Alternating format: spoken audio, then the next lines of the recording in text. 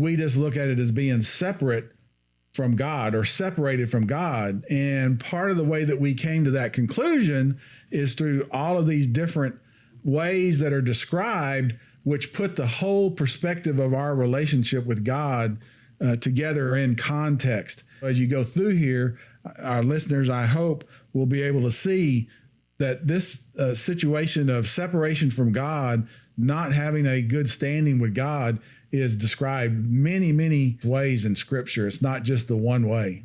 And that's what we're going to go through in just a second. For those of our listeners that are familiar with the theological discussions, are already going to know this. But for those of you that might not be, let me give a little bit of context. There's a simple little story that often gets told that's batted around by different people and used in a couple of different ways. And the story goes like this. It'll help us illustrate the significance of what we're talking about here with this dead in sins. And the story goes like this. There's a farmer, he has a pond, he realizes it's kind of dangerous. So he puts a fence around it and he puts up a sign on the fence that says no trespassing and no swimming.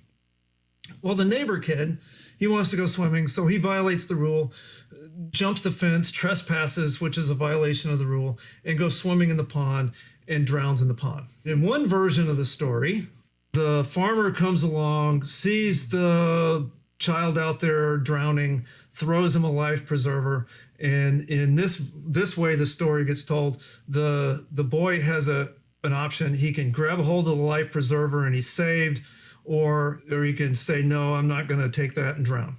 In that version of the story, the farmer does all the saving. All the boy has to do is receive the life preserver. The Reformed theologian, at least the strict ones, would come along and say, no, 1,000 times no, that's not how the story works.